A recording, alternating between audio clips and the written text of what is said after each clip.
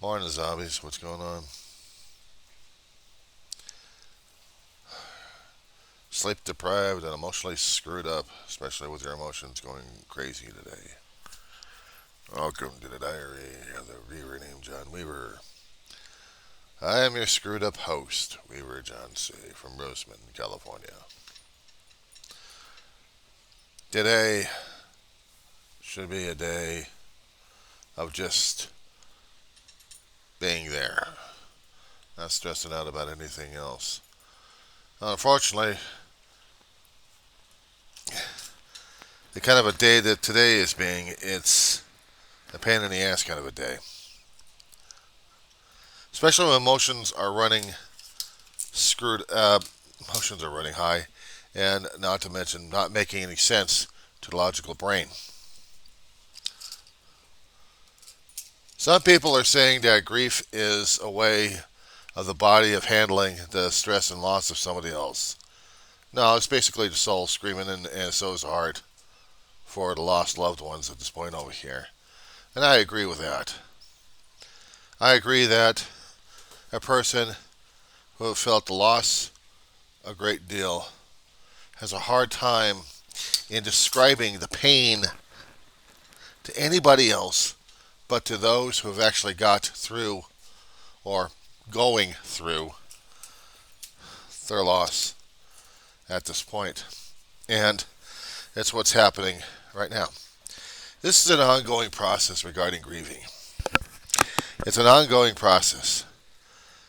And it leaves you emotionally disturbed on a lot of levels if you're not able to can't handle it. If it's your first time, it's a shocker.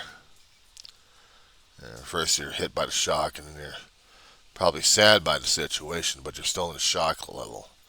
You're not really nailed yet, because now you got to deal with the funeral costs and cremations, or any, or burial, and not to mention memorial services and receptions. But afterwards, it's what do you do after that? A lot of people have written books on how to go through the grieving process, and I have yet to touch any one of them because I've been dealing with my own grief all my life. I deal with my own experience. And experience sometimes lacks a lot, but I struggle through it. All through my youth, I have lost loved ones, I've lost friends, I've lost family. And it's hard. It's hard to deal with that because it's just tears my guts apart left and right. I lose a favorite aunt, and I can't even grieve long because I have to take care of school or I have to take care of life as a kid. Growing up as a teenager, again, have to deal with life and have to deal with school and have to focus on that after losing my grandmother. And I know my mother was being torn apart because now she's got to deal with the realization she's got to go back to work. She's got to support two people in her house, or three people, but she's got to support a household. And she's got to be the strong one for both of us, for my brother and me. And my brother had to switch to a strong guy, even though he was already having his own emotional problems. He still needed his mother. And sometimes it's kind of hard to be in that particular vulnerable position because you always had to be shown as you're the number one son. You had to tough things out. So my examples of how to deal with the grief growing up as a kid was always being toughing it out, because you had to be a tough kid. You had to be a big, brave boy. That's what all you were taught. You couldn't show weakness. You had to keep going on because everyone else is going to be leaning on you, especially when it's going to be needed the most. And it's hard as hell. It's hard as hell to deal with that. When you're the adult, now you got to live on a different level, and it's hard as hell to deal with and cope. You have to support. You have to be supportive. You have to get out of this damn pain level and still function as a human being. So it doesn't matter. You're losing friends, you're losing family left and right, but you still have to battle it on. You have to be the Superman or Superwoman of sorts. And that's what life keeps telling you. That's what people keeps telling you. There's not a moment in your life, in your youth, in your 20s, 30s, 40s, 50s, 60s. There's not a point in there just yet where everything is taken away from you. I mean, unless you've already been experiencing that kind of a loss, that devastating loss where you're the only kid who's now got to be the only person left in his family to carry on. You've got to be the only adult because everybody else just got ripped away from you violently, one way or another. And now you've got to fight for survival. Now you've got to be mean. You've got to be tough. You've got to be angry. You've got to be angry at life. You can't be nice to anybody. You have to fight for survival because now you're in a survival mode. And you have to hide. You have to hide your feelings. You have to hide everything else away. You have to pretend that it's not going to be affecting you as much. Unless you're going to be actually angry. And then you're going to be constantly showing that to a hell of a lot of people. You can't show the weakness. You have to keep showing the strength, the fight. You have to keep showing that to people. And I can't deal with that either. I've seen too many people like that, even my own family and other people's families, and different people left and right are being that way. When an actor whose job is to entertain people left and right and produce smiles out of them, even though he's miserable as hell on the inside. We keep looking at him as if he's the strongest person around because he's carrying that much weight. And indeed he is. He just doesn't want to be showing it to anybody else, not even to his own self or his own mirror. But he knows he's vulnerable in the inside. And he doesn't want anybody else to know that he's that human. People expect mania. They don't want to see tears. They don't want to see grief. They don't want to see mourning. They don't want to see pain. It's easy enough to act it when you touch upon it. But to constantly deal with it on a day-by-day basis, constantly battling it left and right. We all have to put on the mask. We all have to keep battling it out left and right. We have to keep showing to people that we're doing the best we can. And don't worry about us. We'll be fine. In the inside, we're miserable as hell. We're taking things to chemically screw up our brains so we don't have to so we don't have to feel. We don't have to touch bases with the pain, with the loss. We don't have to keep asking ourselves why. And sometimes the answer is either elude us or the answer is scare the living daylights out of us.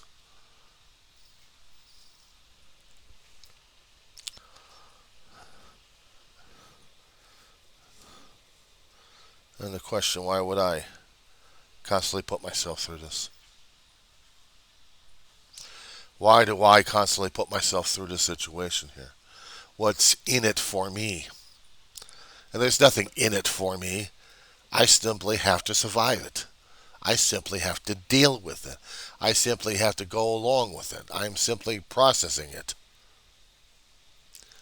But knowing that I've got a lot of pain and a lot of agony, a lot of grief to go through. And it's hard as hell when you don't have anybody to give you a hug through the situation.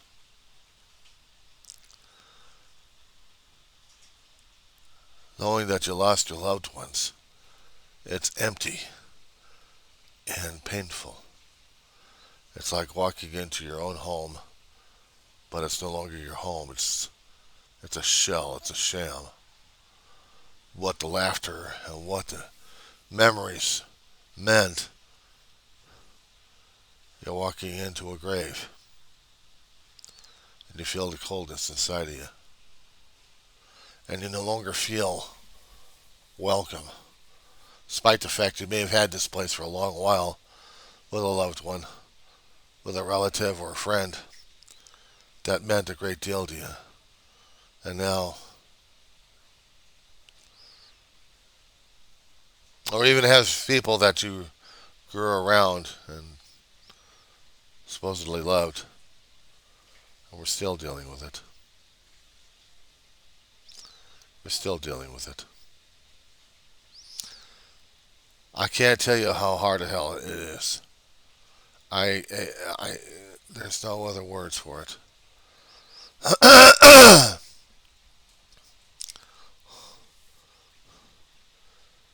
There is no way of quote unquote topping this.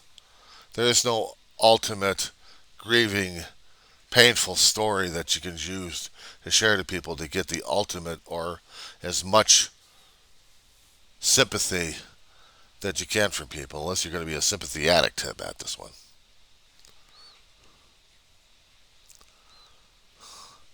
I've seen that happen. And I've also looked into the mirror and I've seen myself do it. And I'm not happy with it either. I'm not happy with myself that I have to keep thinking and feeling this way because it's the only way for me to get past it. It's the only way for me to deal with this. And this is not the easiest damn thing in the world. This isn't. I put myself, when I talk about myself sometimes, in the third or second person. Point on the screen or just talk off camera. Talk away from the camera, not directly into the camera. As if I've got somebody else in front of me that I'm trying to deal with, or talk to, or communicate with. I have to keep doing these. I have to keep doing these logs, audio and visuals, to keep my mind centered, to keep it cleared. Because some days I can function, and other days I get knocked my ass out, and I am grieving for days on end. I'm feeling the depression. I am feeling triggered to the point where it'll take something to put me into an emotional headlocker. And then I'm crying my eyeballs out left and right. And I can't function very well, especially in the times when I need to function the most. If I'm in a job, I have to put it all aside. I have to act like a robot. Because knowing if I happen to go into a restroom and I start crying my eyeballs out, you know the sound will be carrying outside the restroom. People will be coming in to find out what the hell is going on with that person. And when they find out that you're grieving, you're acting like a human being, well then, you really got a problem, don't you? 1 second. I don't want to consider this as a browbeating, and I definitely don't want to consider this thing as a thumping on the chest or call to action or anything else like that. I mean, we're dealing with grief. We're dealing with loss. We're dealing with pain. We're dealing with someone who meant everything to us, or at least had that level that we can identify with. It's so hard to look at ourselves and to understand it's human to feel this way, to be this miserable. And I know there's a lot of questions out there that a lot of people are pouring through books because they want to make sure that they understand more and more of it. And it just hurts like hell. I lost a lot of aunts. I've lost uncles, cousins. I've lost a grandmother. And I started to lose my mother the day I lost my grandmother. Only she never told me about it. How could she? How could Ma talk to me about what was going on inside of her when she couldn't even communicate that with her own children? Couldn't even communicate that with me and David. Maybe with her best friend she could try. She had a best friend growing up. Uh, Actually, well, we've known them since '76. And they talked about everything. But they also talked in private as well. And I know they had to deal with the deep. They had to deal with everything deep, everything intimate. That it's hard to hell to talk to another person. I couldn't talk to my brother about grieving because my brother wouldn't be able to talk to me about grieving either. We were so much grieving when we lost our mother that it was hard for him to do this. I made a video. I had seen this once before with a friend who passed away, and how they did it in the service of pictures and then music and narration. I'm like, oh my god, I think I could do that. So I went on one particular laptop I have. It has the capability of it, and then worked on it for about a couple of weeks. And after that, I showed it to my brother. He said it was wonderful. Don't ever show that to him again. And it hurt. He didn't want it. He wasn't ready to deal with it, and he wasn't going to deal with it because he was already hurting enough in his life, and to deal with Mama's loss. It should have been. It should have been, but it wasn't.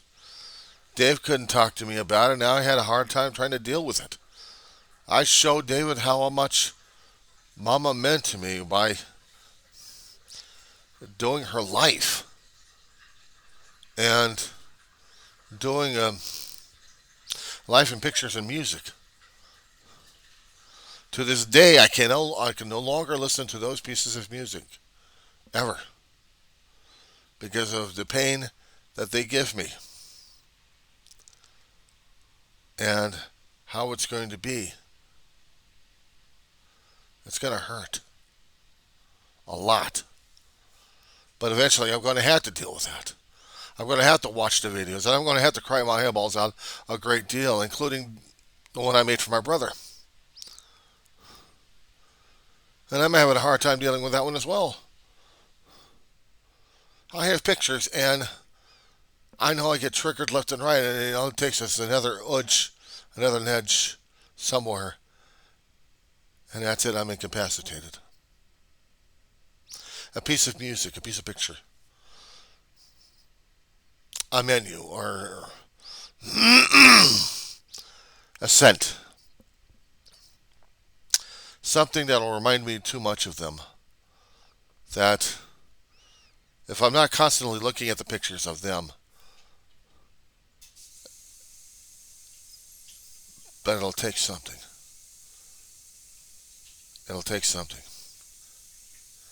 You know, I missed what they call the National Grief Awareness Day on August 30th. Only because I was so much into my own pain. I didn't realize that there was a National Grief Awareness Day on that one. But I wouldn't be reaching out to anybody else during that time because I'm so much into my own self, my own cage, my own pain, that it was almost impossible for me to relate it to other people left and right. Why do we keep smiling at other people? Why do we keep looking at it a different way? What is it with us that we have to keep hiding our pain away from people? Because we don't want to show the vulnerabilities of what we're going through. We want to show a better side of us. And when people hear that we are not that person, they want us to be. You have to let it go. You have to let it go. You have to turn it over to this. You have to turn it over to that. Read this book. Do this. Do this. Do that. Do that. You're running around like crazy trying to figure out what the hell's going on with yourself. And for me, I'm losing track of everything. On one particular screen, I've got the news on, giving me a lot of information that's going to drive me crazy, including weather. We're warming up again. Isn't that charming? But that's something I can't control anyway, the weather. What I try to control is my own reaction to what I'm telling people, what I'm feeling, and everything else. But the triggers, when they hit, they've already hit. They've already struck. I'm just waiting for the emotional impact to knock me out again.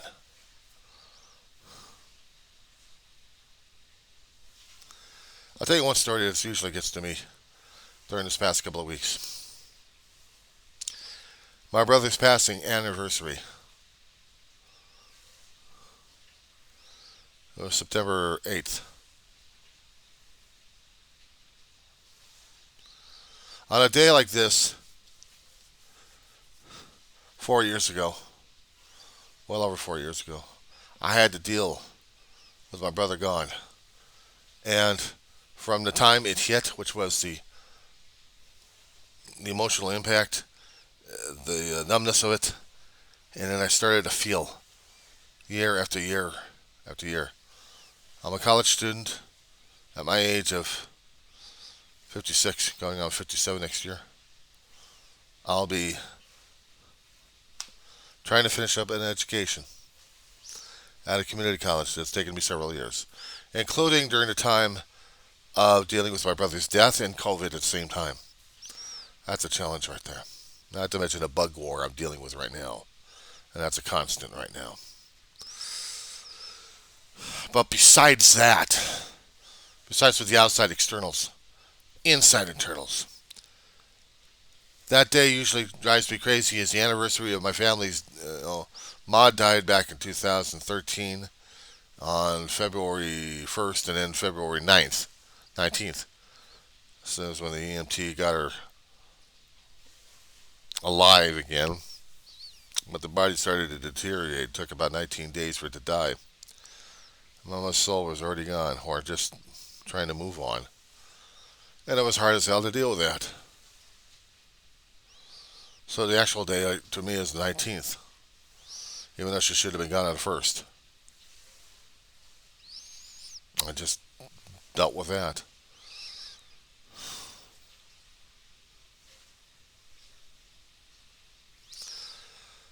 It was raining that day when Dave and I had to sign the paperwork on our body.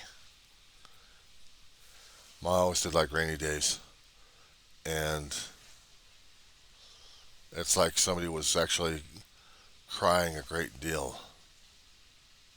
That's what it felt like. And my brother and I were sharing tears and sharing our emotions.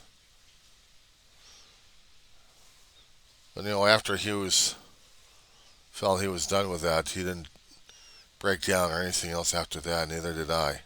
We tried to make ourselves busy so we wouldn't have to feel the pain. We had to run away from the pain. We had to run away from ourselves, grieving, mourning. We mourn in our own different ways.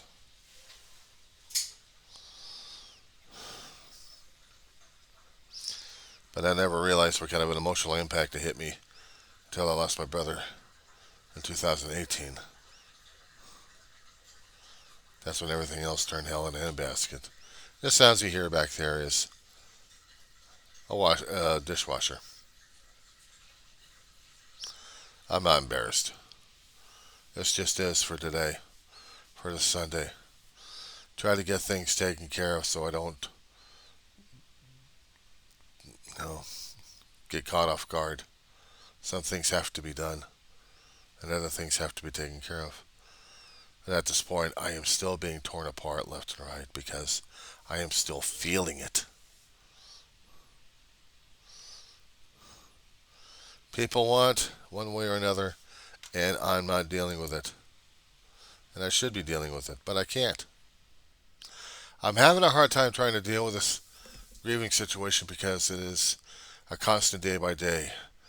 While there may be a quote unquote National Grief Awareness Day of August 30th, every day is a grief day that has to be dealt with. Some days you don't get the triggers and you're functioning. Other days, depression usually follows the grief right after the crying sessions have already stopped. And I was going to say something about September 8th. We all know that Queen Elizabeth II died. In some of the pictures that I'd seen of Queen Elizabeth getting older and older, she reminded me too much of my grandmother and my aunt, all rolled up. And when I saw a picture of her smiling, I knew I couldn't be able to deal with the funeral processions or anything else regarding marking her passage or even her funeral, because there was no way in hell I was going to be able to deal and survive this, because I hadn't really grieved for my family as much. And in talking about this, it's opening it up. And then I know that today is going to be sucky because of the grief session that's still pushing its way through, and I have to let it. I have to. There is no other way for me to deal with grief except just to let it happen. I have to feel the pain. I have to feel the loss. I have to feel everything. Doesn't mean I'm a sadist or a masochist. It just means that I have to deal with this. I know a lot of people hide from it by using mood elevating drugs, blood pressure elevating drugs. They even use alcohol. I don't. I don't. I'm a fool. I'm an idiot, and I have to deal with this. I have to deal with this head on. It doesn't mean I'm a brave guy. No, it just means I'm a fool. I'm an idiot. Because I want to know just how much pain and backlog I have in dealing with this because of family. Grandma I wanted to cry mostly for, and so was Mom. But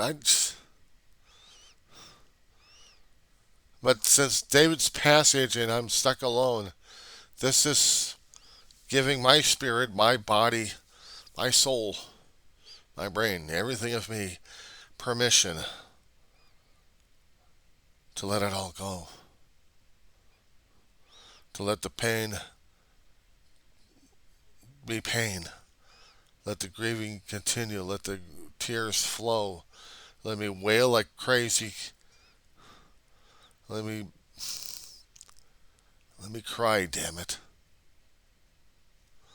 Let me be human for once.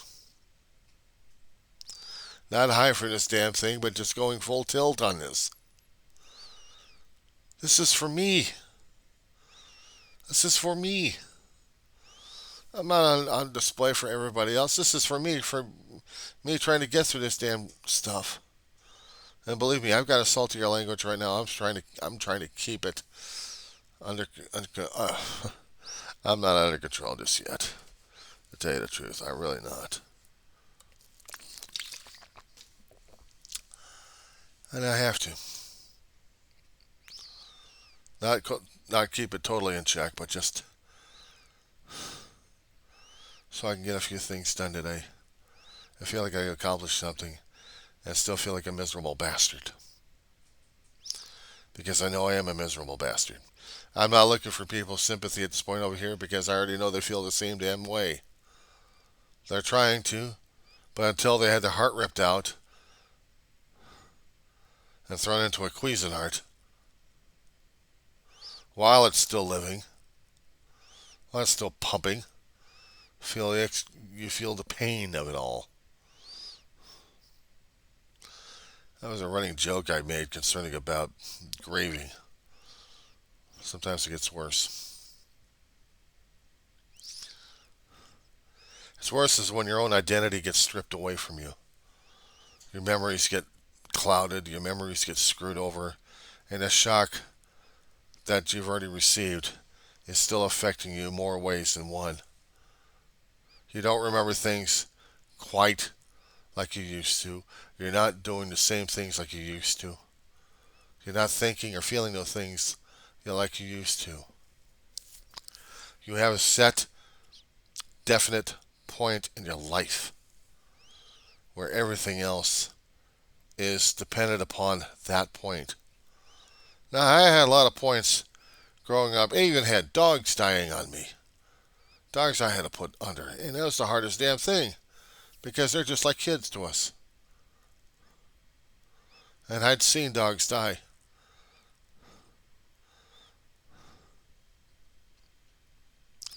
And I never liked that. Because I'm seeing my home best friends going away from me. And that still hurts.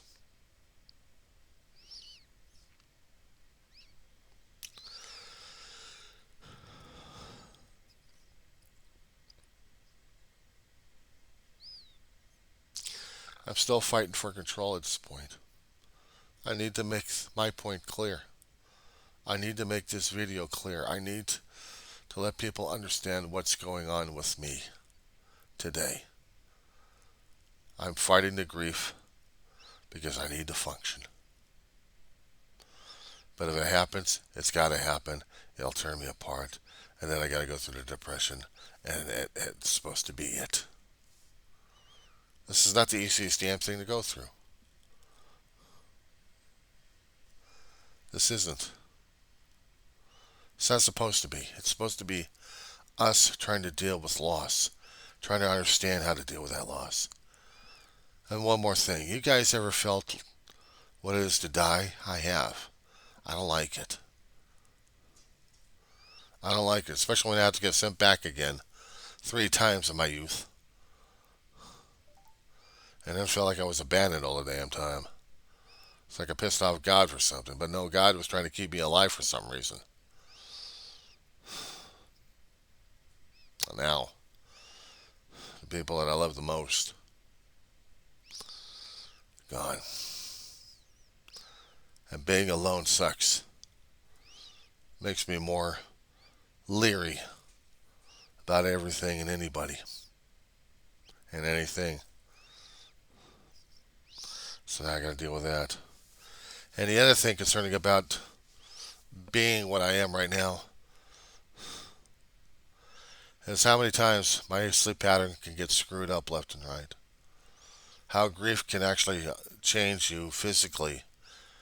The neurochemistry being changed. How you are changed. And how are you supposed to be handling and dealing with this? That's up to you. For me, it's taken me a long while to go to a doctor. And I still don't trust the medical establishment. Not for years and years and years. But I have to. Because I like living, I like breathing. And I don't like feeling like this, but I'm not getting myself chemically induced to feel something else. I'll deal with this thing straight on because it's the only way I know how.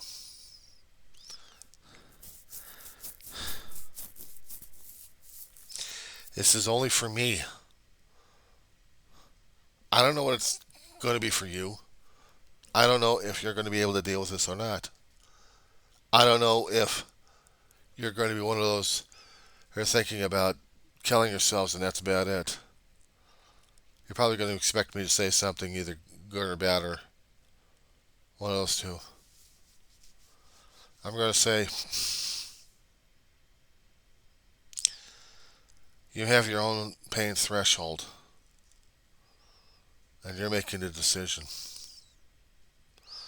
You're making a decision under pain at this point because you want to be underneath the thumb. You want to see your family again. You want to see the lost loved ones again. You want to run away from it. What scares me the most is I know what I have to face upstairs and I'm not looking forward to it. Because I don't know how to face them. Or them. And I don't know if I can deal with my family up there probably being disappointed because I'm doing this action. Or worse, the Father Creator himself. How am I supposed to approach him on this one? How am I supposed to talk to him about this? I tried talking to him a lot of times when I can. Just to know that I'm still down here and I need help. I need someone to listen. I need a hug, a shoulder to cry on. I need human contact. I can only squeeze a dog so much.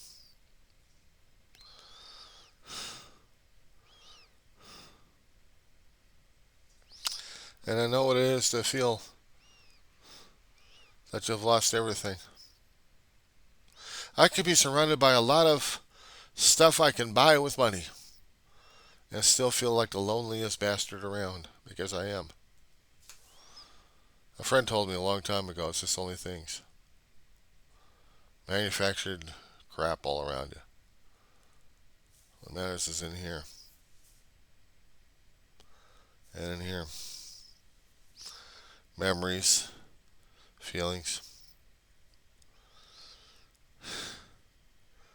When I lose people that I considered family, and they're no longer family, that's what gets to me. Because family is the most important thing in my life, my existence.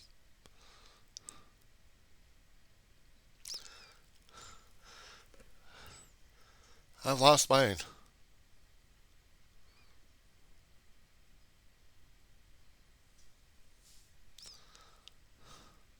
I have to live without them for as long as my life lasts. And I need to. I need to do things I think would please them because they want me to be pleased about it. And things I made a promise to my family. And even if I happen to get it done or partially done, at least they know I made an effort.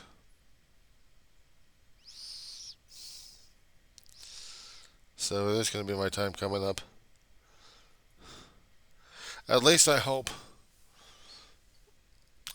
and pray that I'll see him.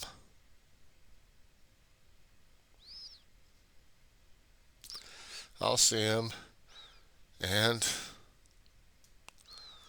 I don't know what I'll do. Probably run over to him and give him a bear hug, if I could, and cry on him, and tell him how sorry I was because I didn't live life as it should have been. I did the best I could, and maybe I screwed things up. That maybe there was opportunities wasted I should have taken. But I'll tell him one thing. At least I tried taking care of my family. It mattered that much to me. And being a caregiver to them, to my grandmother first, my mother, and then my brother. Of course, I may have been unwilling at times, but I did it anyway. At least I can honestly tell him that. Look, Placid, I tried, okay? I didn't have a damn manual or a class regarding the situation. There was no certifications on how to be a proper caregiver. I did what I could. It was a learning basis when I was a teenager, and then dealing with mama as an adult, helping my brother out as much as I could, while working my ass off at another job. I'll tell you, thank you very much. Danner died on that one place. And my brother, I had to do things I didn't like to do, but I did them anyway because we needed it. I didn't like some of the actions he took or the decisions he made. But it's done, and maybe I screwed things up after that. So he's going to say what he's going to say. I'm not going to anticipate. I'm just going to deal with it. I'm just going to go through it. and I probably get my ass kicked. Or I may be allowed to see my family. Everyone. Everyone that meant a damn thing to me.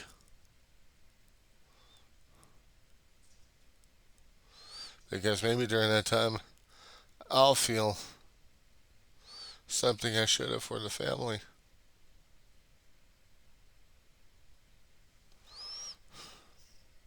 Something indescribable. But communicated anyway.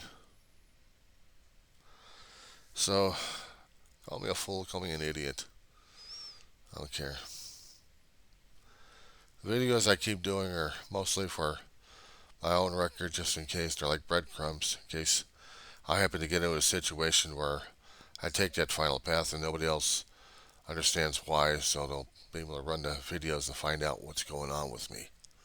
Why I was like this. Coming up to that point. What happened? And then maybe they can use these records for posterity, I don't know. But I have to get this stuff out. And maybe it'll help somebody else out, I hope. Talking about my thoughts, my feelings, even as a functional human being, or to a least functional human being, at least I'm communicating. At least I'm trying to get this message out. And it means a damn thing to me. It does. Am I feeling alright? Yeah, it means my sleep cycle's going screwy and it's going to put me. My depression is trying to put me back to bed again. So much for getting stuff done today. Till then.